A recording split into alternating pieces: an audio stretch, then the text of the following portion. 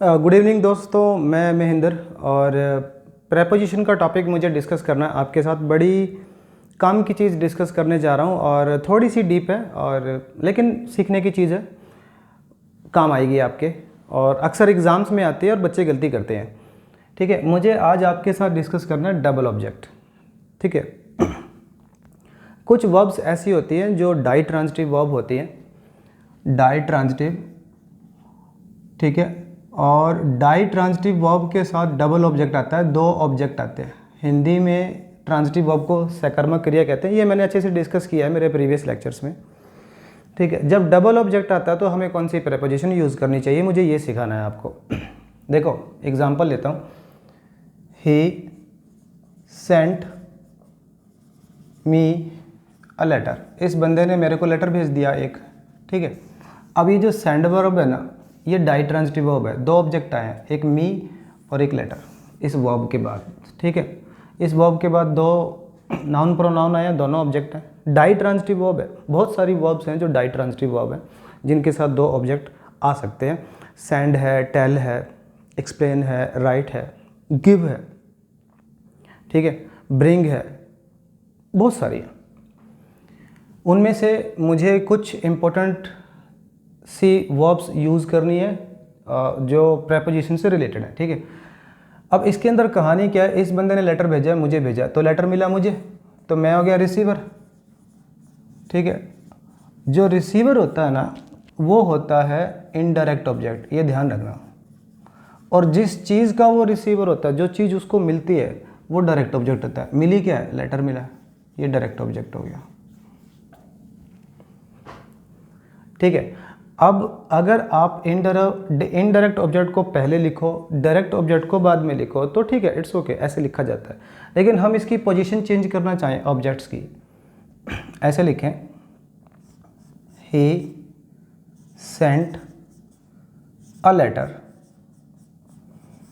अब मैंने क्या किया, डायरेक्ट ऑब्जेक्ट पहले लिख दिया, अब इनडायरेक्ट ऑब्जेक्ट बाद में लिखना है। जब भी आप इनडायरेक्ट ऑब्जेक्ट बाद में लिखोगे तो टू प्रेपोजिशन का यूज़ करो। ठीक है, ये सिखाना मुझे, ज़्यादातर ऐसा होता है। ठीक है, जितनी भी डाई ट्रांजिटिव वर्ब्स होती हैं ऐसे ही होता है। जब भी हम इनडायरेक्ट ऑब्जेक्ट लास्ट में लिखेंगे बाद में, डायरेक्ट ऑब्जेक्ट के बाद, तो हमें उसके आगे टू लगाना होता है। लेकिन ऐसा हमेशा नहीं होता। कब नहीं होता, वही मुझे आज सिखाना है बस। ठीक है, एक एग्जांपल और लेते हैं। She gave us a party, भाई इस लड़की ने हमें क्या दी, पार्टी दी। ठीक है, तो पार्टी मिली किसको, अब ये जो गिव वर्ब है ये भी डाई ट्रांजिटिव वर्ब है। पार्टी किसको मिली, हमें मिली, हम रिसीवर हैं, और पार्टी हो गया डायरेक्ट ऑब्जेक्ट। ठीक है, अब इसको हम चेंज करके लिखना चाहें, शी गेव अ पार्टी, फिर इनडायरेक्ट ऑब्जेक्ट जब भी लिखेंगे बाद में तो हमें टू प्रेपोजिशन का यूज़ करना है, ऐसे जो मैंने ऊपर सिखाया। एक एग्जांपल और लेते हैं। He told me a story, भाई इस बंदे ने मुझे क्या सुनाई, एक स्टोरी सुनाई। ठीक है, अब तो स्टोरी उसके पास थी तो उसके बाद मेरे पास आ गई, तो स्टोरी सुनने को तो मुझे मिली, रिसीवर अभी भी मैं ही हूँ। ठीक है, अब इसी बात को हम ऐसे लिखें, डायरेक्ट ऑब्जेक्ट पहले लिखें, ही टोल्ड अ स्टोरी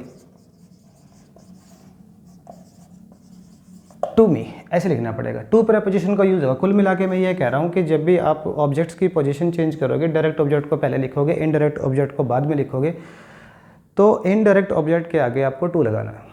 ठीक है, लेकिन आपको ध्यान कहाँ रखना है, ध्यान रखना है जब आप ये दो प्रेपोजिशन यूज़ करोगे, एक तो है बाय और एक है ब्रिंग। ठीक है, ये भी डाई ट्रांजिटिव वर्ब है, इनके साथ भी दो ऑब्जेक्ट आ सकते हैं। ठीक है, बाई का मतलब खरीदना, ब्रिंग का मतलब लाना। अब एक चीज़ ध्यान रखना, जब भी हम कोई चीज़ खरीदते हैं तो पर्पज़ रहेगा, जब भी हम कोई चीज़ लाते हैं, मान लो मैं पेन ले गया, ठीक है, या मैं गाड़ी ले गया या गिफ्ट ले गया, तो उसका एक पर्पज़ रहेगा। ठीक है, इन दो वर्ब्स के साथ बात होती है पर्पज़ की। जब भी एग्जामिनर ने सेंटेंस में ये दो वर्ब डालेगा तो समझ लेना उसका एक पर्पज़ रहेगा, और जो पर्पज़ की जो प्रेपोजिशन है ना, वो है फॉर। ठीक है, तो हमें टू नहीं यूज़ करना, हमें फॉर करना यूज़, क्योंकि हमें पर्पज़ ऑफ प्रपोजिशन यूज़ करनी है। जैसे she bought me a car, ठीक है। ये जो बाई वर्ब लिखी है इसकी सेकंड फॉर्म लिख दी मैंने बॉट, ठीक है। इसने क्या खरीदी, एक गाड़ी खरीदी, किसके लिए खरीदी, मेरे लिए खरीदी, तो गाड़ी अभी भी मेरे को मिली है, रिसीवर मैं हूँ, इट्स ओके, ऐसे लिखो कोई दिक्कत नहीं है। लेकिन इसको चेंज करो पोजीशन को, she bought a car dash में, क्या अब भी मैं यहाँ पे टू लगाऊं, नहीं, अभी मैंने क्या करा, डायरेक्ट ऑब्जेक्ट पहले लिख दिया, अब इनडायरेक्ट ऑब्जेक्ट मैंने बाद में लिखा है। लेकिन हमने बाय प्रेपोजिशन का यूज़ किया है, और जब भी हम कोई चीज़ खरीदेंगे तो पर्पज़ रहेगा, और पर्पज़ के लिए फिर हमें फॉर प्रेपोजिशन का यूज़ करना पड़ेगा, ठीक है। They brought a gift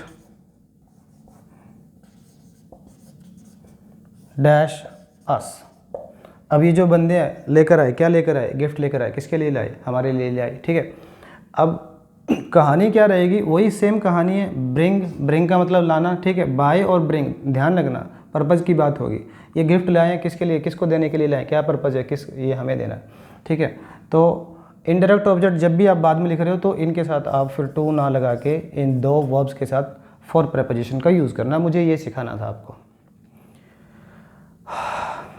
I hope कि ये समझ में आया होगा, ना समझ में आए तो फिर भी आप चैट बॉक्स में डाल देना, कोई दिक्कत नहीं है, ढंग से और अच्छे तरीके से मैं कोशिश करूँगा समझा दूँ। बाकी इसमें ऐसा कुछ था नहीं, बाई और ब्रिंग का ध्यान रखना, इनके साथ ये पर्पज़ की बात होती है और इनके साथ पर्पज़ ऑफ प्रेपोजिशन यूज़ करनी है जो कि फॉर है, अदरवाइज़ टू चलेगा, कोई दिक्कत नहीं है, ठीक है। तो ये थी एक छोटी सी बात जो मैंने डिस्कस करी, काफ़ी अच्छी बात थी। और वीडियो को लाइक करो, कमेंट्स करो, शेयर करो। मिलेंगे जल्दी एक और लेक्चर के साथ। बहुत बहुत धन्यवाद।